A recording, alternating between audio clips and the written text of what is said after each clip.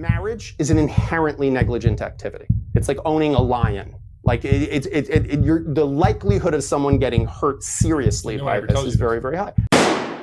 What's up, guys? Welcome back to Total Match, where we talk about the total relationship experience. Today, we're going to be talking about what does 20-year divorce attorney James Sexton have to say about marriage. Now, with divorce rates being over 50%, guys, I thought it was important to get this perspective from a divorce attorney. As beautiful as marriage is, this is the dark side of it that a lot of people don't necessarily want to talk about. But over here, we're going to talk about the good, the bad, and the ugly. So let's get to it. And when I say attractive, I don't just mean attractive. I mean even just sexually confident. I mean, what an unbelievably lucrative career that is. Like, I do divorces for people that, you know, a woman walks out with $200-300 million.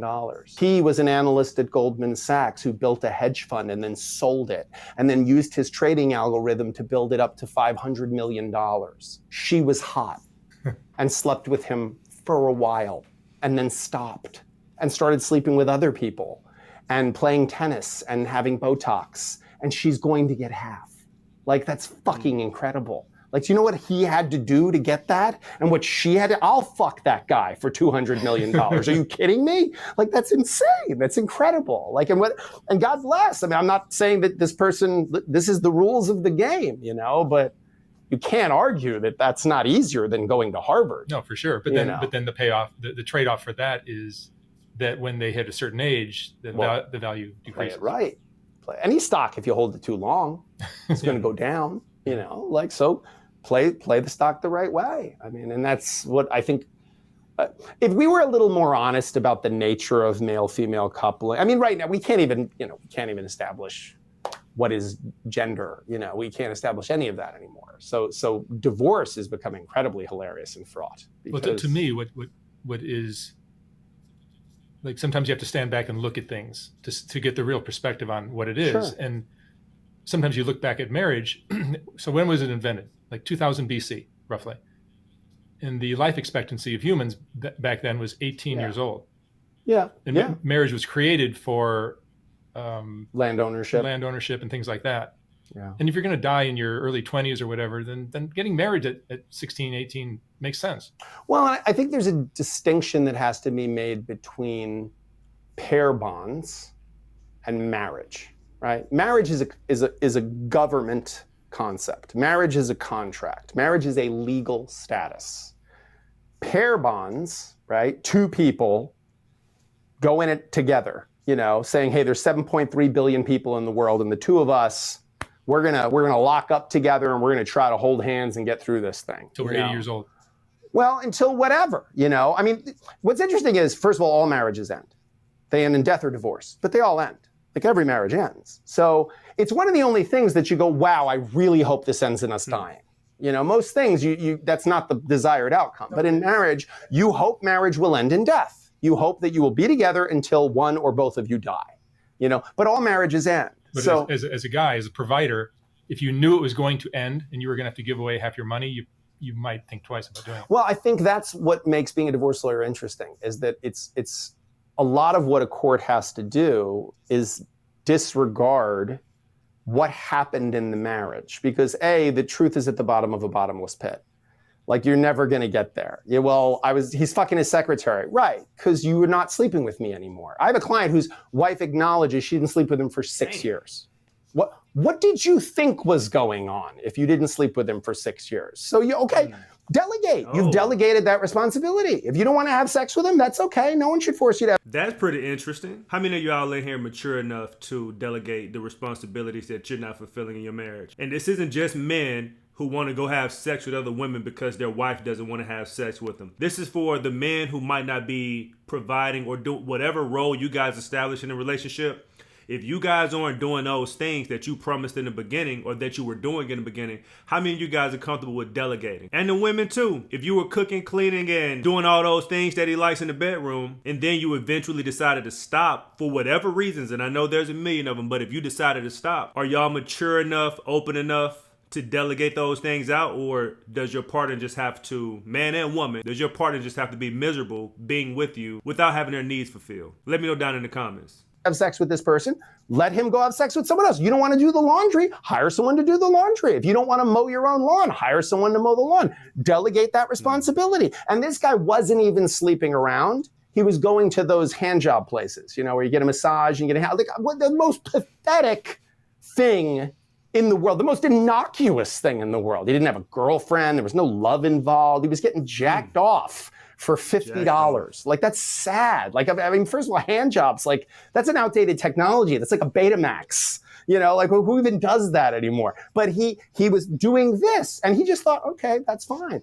She had the indignation to say, he shouldn't be a custodial parent. He's a terrible person because he's doing this. And it was like, wait, how is that much different than going to a strip club? How is that much more different? Because we just, he was like, well, should I deny it? And I was like, is it true? And he's like, well, yeah. I said, no, we should own it. Let's go in and say, yeah, you know what? Yeah, it's pathetic. It's really pathetic. My wife didn't sleep with me for 6 years, and I'm human, and I wanted to have sex still. I didn't want to blow up my life. I didn't want to screw up my kids and have my kids have divorced parents. So I thought, all right, she's clearly not interested in me anymore. I'm not going to have a girlfriend and get caught up in all the things where people could get hurt and there's feelings and fatal attraction and stuff. I'm just going to go. It'll be transactional, like going to a strip club or anything else. And Is getting a hand job the same thing as going to a strip club? I'm not 100% sure, but what y'all think? Are those two things the same? And also, are we giving passes on getting jacked off? Nah. It's a little pathetic that I'm a guy who makes $1 million a year in finance and I'm paying someone $50 to jack me off. Yeah, that's kind of pathetic, but you know what? I figured out. But to suggest that means I'm a bad parent, that has nothing to do with my parenting at all, period. So, and thankfully the judge agreed. And also, I don't want to keep stopping the video, but he just made a very good point. Just because the relationship doesn't work out between a man and a woman doesn't necessarily equate to him being a bad parent. I know that there's a lot of people that I've seen who the relationship between them and their spouse didn't work out, and then all of a sudden this person just became completely unable in the other person's eyes to be a good parent. There's all these trust issues, and I don't know what this person is going to do with my child and everything else like that. So I'm glad that he brought that up and made that point. Just because the relationship does not work out does not mean that the other person is a bad parent. On that one. But I really do think that the idea, I don't think, if you break it down fundamentally, 56% of marriages end in divorce. Like, think about, that's the ones that end in divorce. So how many people, what percentage stay together for the kids? Or because they don't want to give away half their shit? Another 10%? That's conservative.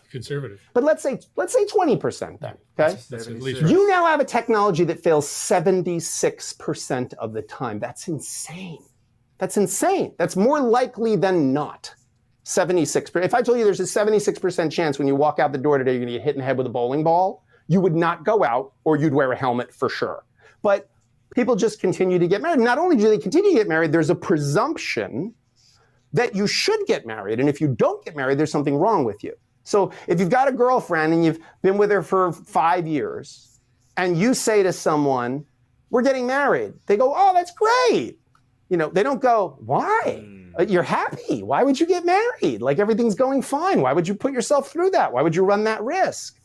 If you say to someone, we've been together 5 years and we've decided we're not going to get married. We're going to move in together, but we're not going to get married. What's wrong with them? What's wrong? Right. Intimacy issues? What's your problem? Meanwhile, 56% end in divorce. It's literally fits the legal definition of negligence. It's a negligent behavior. The way you define negligence in law school is when what you lose by not doing something, okay, is lower than the risk of harm. It's what's called a BPL analysis. So the burden of not doing a thing is lower than the likelihood, the probability of harm. So BPL, so burden, probability, and loss. Marriage is an inherently negligent activity. It's like owning a lion. Like the likelihood of someone getting hurt seriously by this is very, very high. No one ever says it to you. Because why? Because I would say something. I've been doing this for over 20 years, and I still get misty-eyed at weddings. Like, I still really, there's something in me that goes like, maybe it'll work out for these two. You still believe in love? Sweet. I absolutely believe in love. I think love is wonderful. But love and marriage have very little to do with each other. I don't think there's much of a correlation there. And I think that's where we got off track. Like, I believe in pair bonds. I don't think I can learn everything I need to know about myself from myself. I think having someone around me who sees my blind spots, and that doesn't have to be a romantic partner. That's another good point he just brought up. I know I've said this before to a lot of other people. I can't speak for women, but as a man, there are certain things that we go through in life and that we learn from life. And there's a spot in life where we cannot move forward as far as our understanding of ourselves without having a woman in our life or someone else in our life to take care of. So that's a very good point. He can't learn everything about himself by himself. It could be a friend, that could be any number of things, but there is something wonderful about romantic connection. We know that. I mean, the other statistic is 56% of marriages end in divorce, but 84% of people who get divorced are remarried within 5 years of their divorce. Really? So think about that. So now you've done it and failed and felt the pain of the loss, and within 5 years, 84% are remarried. So when you fall in love and you're with a partner who's in love with you, Sure. It's like hard to put the brakes on and say, you know what, that's as far as I'm going to go. Well, I think whoever discovered water, it wasn't a fish. And I think when we're in a thing, we don't see it. And so, I mean, and this is true of any of us. There must be some endorphins, something's being released in our brains. Listen, you want to test that theory. The next time you're out with a couple who've been together for a while, and it like seems like they maybe got in a fight, or they're just like kind of being, impatient with each other at the table, when you go like a group thing, just say to them, so tell me about how you met. Tell me the story of how you met. And everything on them changes. Like they go back to that place. And there's this like, oh yeah, and she was this. Because for that second, you go back to that place. Like you can go, someone with a horrible divorce, if you could get them to go to that place and talk to you about that time. Like I would tell you something, when I was a kid, like every kid, you have the fantasy of like, if you were invisible, what would you do? You'd go to the girls' locker room, whatever. I have this fantasy that if I could be invisible, I have about 8 clients that I'd like to sneak into their house and find their wedding album. Like I know it's in the attic somewhere or something, because I would love to see what it looked like when these people loved each other, because they are weaponized against each other now, and we are trying to kill each other, and we're taking every secret, every intimacy, everything, and we're at their ugliest. At their ugliest, at their worst.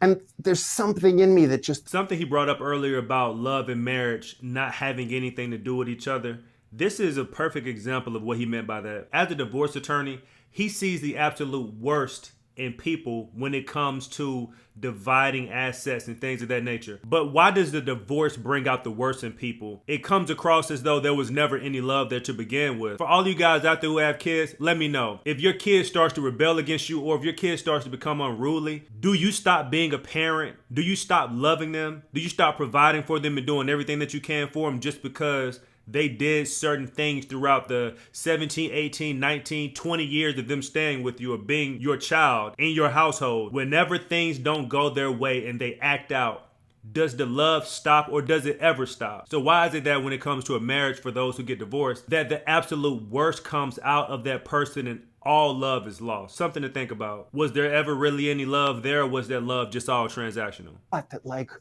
you guys at some point, you were like, there's 7.3 billion people in the world, and you're the one. Like, you're the one I just want to be with and smell and touch, and like that feeling. We all know that feeling of like just the electricity of another person, and I think I'm a romantic at heart in the sense that I really get it. Like, I really get why we do this. I felt it, I know it, I understand it.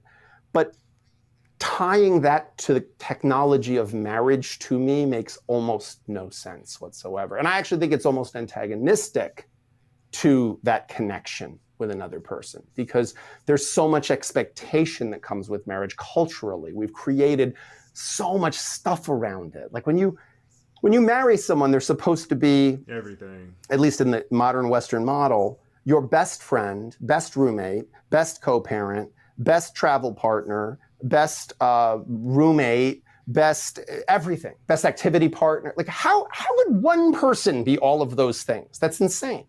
Like if I was interviewing for a job and said, I want you to be the best typist, and I also want you to be best on the phone, and I also want you to be great at that. And I ran down a list of dissimilar things. Like, or if I went to an amazing chef and I said, I know you're a great chef, but can you farm?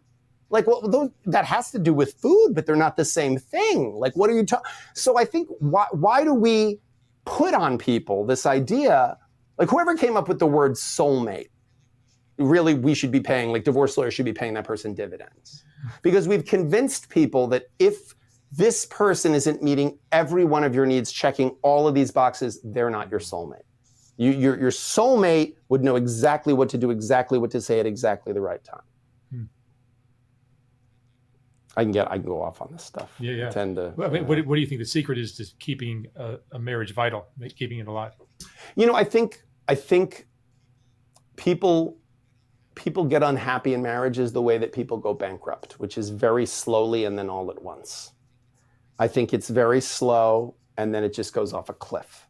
So everybody will say, well, we divorced because he was cheating or she was cheating, or we divorced because he had an alcohol issue or a drug issue, which lately we're seeing more like alcohol and drugs is a big thing, especially post-pandemic. There's a tremendous amount of substance abuse stuff that's causing a lot of issues in marriages.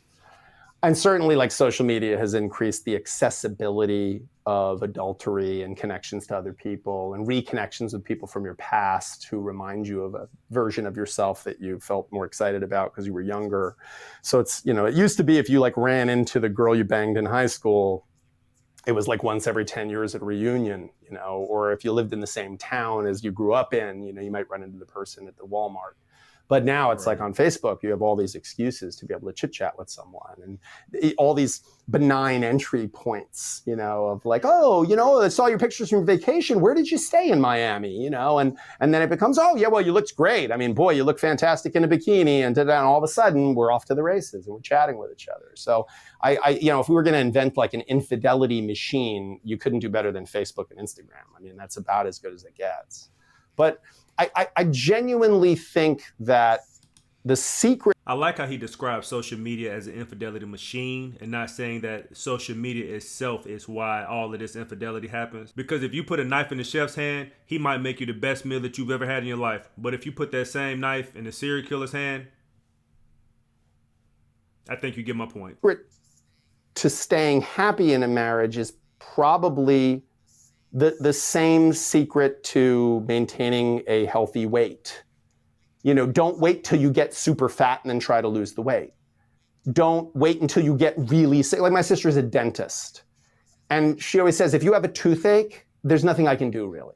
Like I can pull the tooth, I can give you a root canal, but like I can prevent you from getting a toothache. If you just come see me regularly and you just floss and you just brush your teeth, you'll never get a toothache. By the time your tooth hurts, something is already seriously wrong. By the time you're in a divorce lawyer's office, you're fucked. The whole thing's fucked at that point. Like you'd be better off just, figuring out the preventative maintenance, right? Like change the oil in your car. Like, so if you reverse engineer divorce, like most people, the marriage killer, the cheating or the gambling or the whatever, that's the symptom. Like the problem is these little disconnections, One of the best stories I have is I had a client who I did her divorce, and we'd spent a lot of time together because you do. When you're a divorce lawyer, you spend a lot of time with people and you get to know them very well. I mean, people will lie to their therapist. They won't lie to their divorce lawyer because A, there's no reason to, and B, I need to know everything, and it's all attorney-client privilege. And this woman, we were sitting outside the courtroom waiting on a break in testimony. And she was a young woman in her probably like late 30s, very attractive.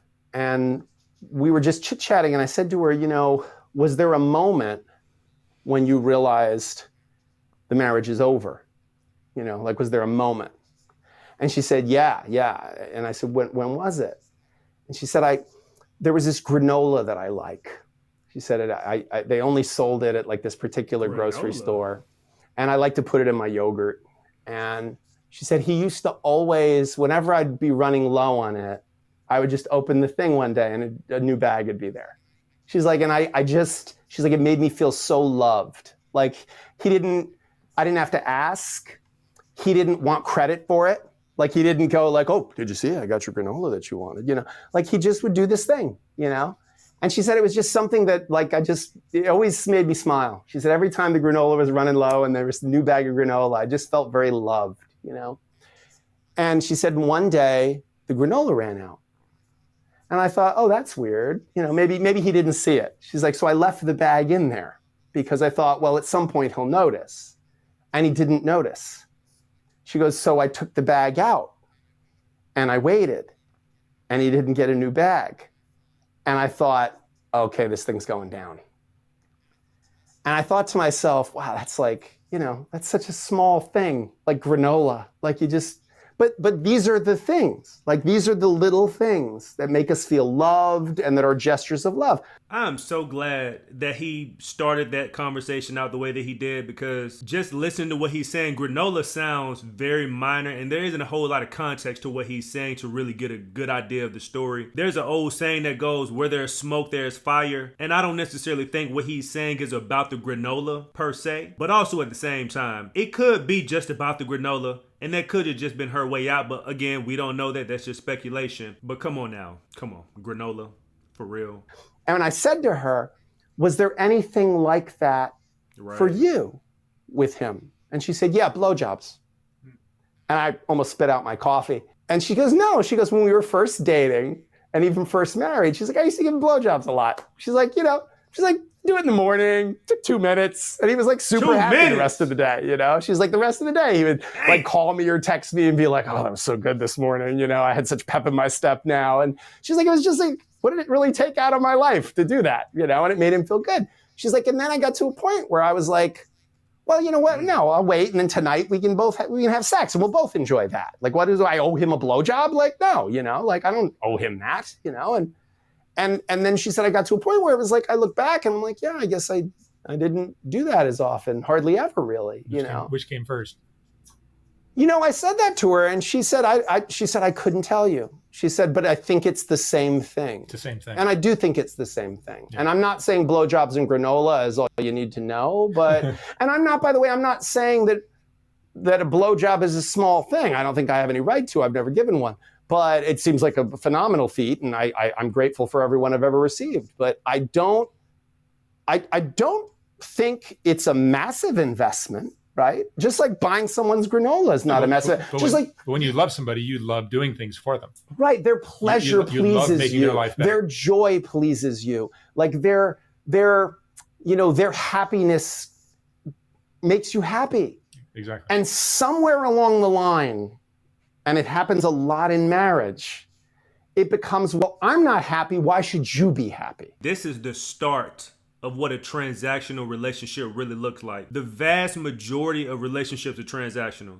If I pay for this, I'm going to expect this. If I do this, I'm going to expect that. And this is exactly what he's describing right now. The more transactional a relationship gets, the less interested that person is probably into you. I'm going to stop doing the things that you enjoy me doing if you're not doing for me anymore, versus me just doing those things for you because I know that you love it and I know that you enjoy it. And it goes back to like I was saying about the kids.